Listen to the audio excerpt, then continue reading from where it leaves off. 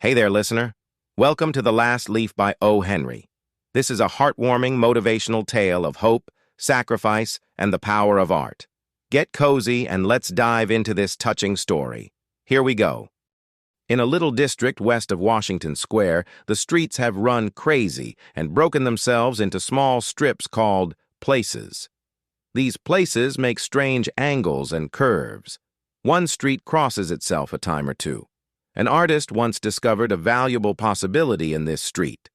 Suppose a collector with a bill for paints, paper, and canvas should, in traversing this route, suddenly meet himself coming back, without a cent having been paid on account.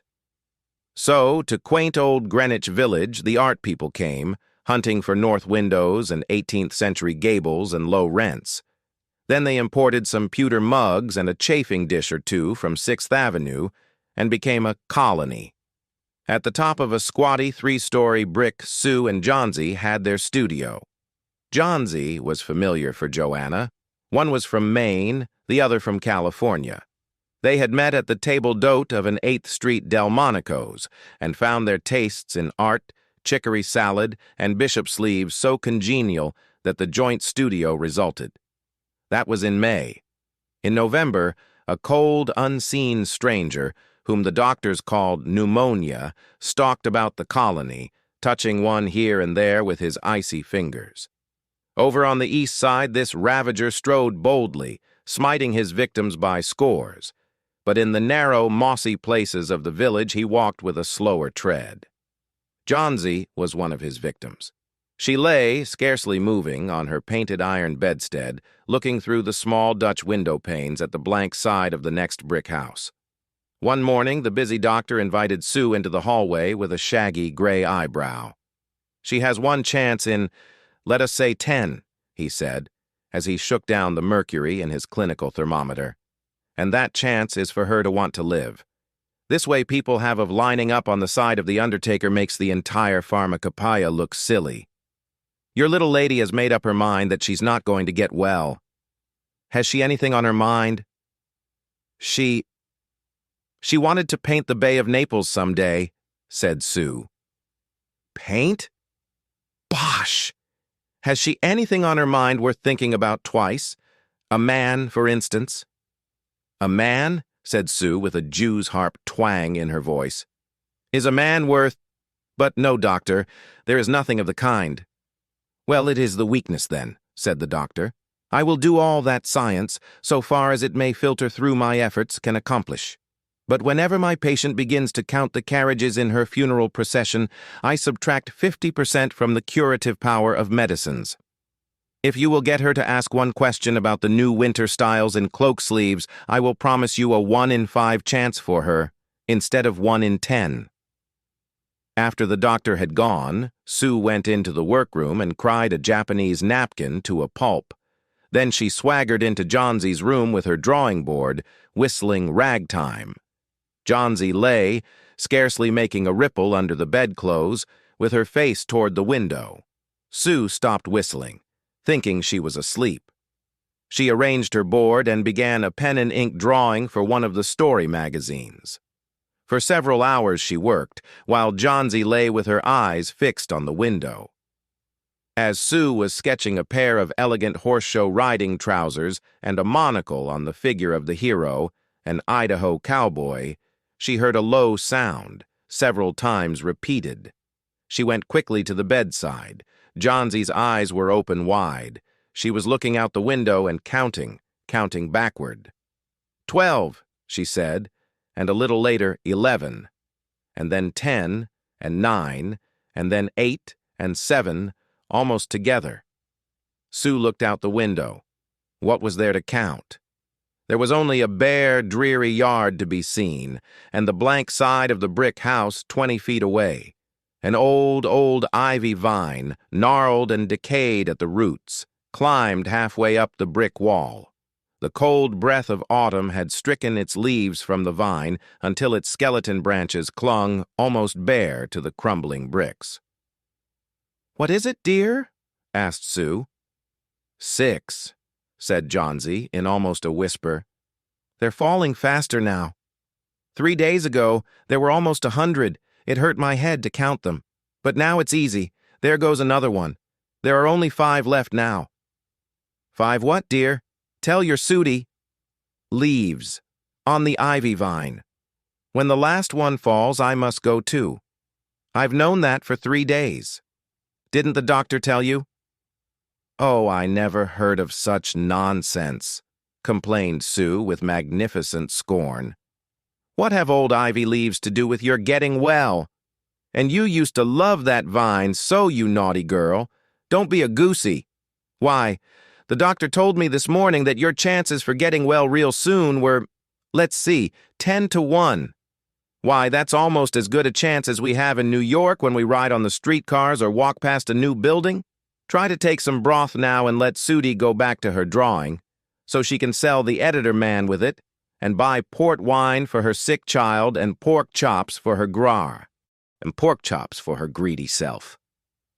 You needn't get any more wine, said Johnsy, keeping her eyes fixed out the window. There goes another. No, I don't want any broth. That leaves just 4. I want to see the last one fall before it gets dark. Then I'll go too. Johnsy, dear, said Sue, bending over her, will you promise me to keep your eyes closed and not look out the window until I'm done working? I must hand those drawings in by tomorrow. I need the light, or I would draw the shade down. Tell me as soon as you have finished, said Johnsy, closing her eyes and lying white and still as a fallen statue. Because I want to see the last one fall. I'm tired of waiting. I'm tired of thinking. I want to turn loose my hold on everything and go sailing down, down, just like one of those poor, tired leaves. Try to sleep, said Sue. I must call Berman up to be my model for the old hermit miner. I'll not be gone a minute. Don't try to move till I come back. Old Berman was a painter who lived on the ground floor beneath them. He was past 60 and had a Michelangelo's Moses beard curling down from the head of a satyr along the body of an imp. Berman was a failure in art. 40 years he had wielded the brush without getting near enough to touch the hem of his mistress's robe. He was always about to paint a masterpiece, but had never yet begun it. For several years, he had painted nothing except now and then a daub in the line of commerce or advertising. He earned a little by serving as a model to those young artists in the colony who could not pay the price of a professional. He drank gin to excess and still talked of his coming masterpiece. For the rest, he was a fierce little old man who scoffed terribly at softness in anyone and who regarded himself as a special mastiff in waiting to protect the 2 young artists in the studio above. Sue found Berman smelling strongly of juniper berries in his dimly lighted den below. In one corner was a blank canvas on an easel that had been waiting there for 25 years to receive the first line of the masterpiece. She told him of Johnsy's fancy, and how she feared she would, indeed, light and fragile as a leaf herself, float away when her slight hold upon the world grew weaker. Old Berman, with his red eyes plainly streaming, shouted his contempt and derision for such idiotic imaginings. "What?" he cried. "Is there people in the world mit der foolishness to die because leafs they drop off from a confounded vine? I have not heard of such a thing. No, I will not pose as a model for your fool hermit dude. Why do you allow dot silly pusiness to come in der brain of her? Ach, dot poor little Miss Jansi." "She is very ill and weak," said Sue, "and the fever has left her mind morbid and full of strange fancies. Very well, Mr. Berman.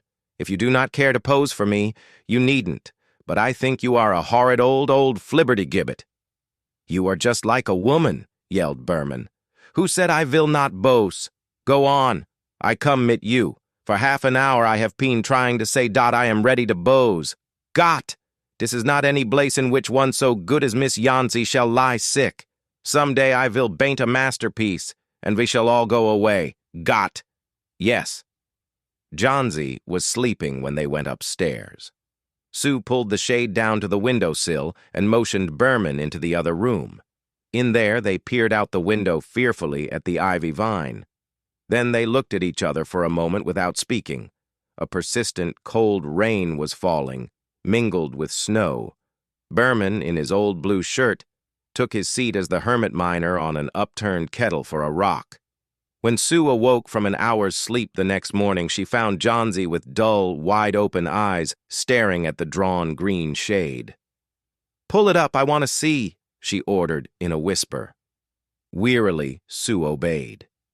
But lo, after the beating rain and fierce gusts of wind that had endured through the livelong night, there yet stood out against the brick wall one ivy leaf. It was the last on the vine, still dark green near its stem, but with its serrated edges tinted with the yellow of dissolution and decay, it hung bravely from a branch some 20 feet above the ground. "It is the last one," said Johnsy.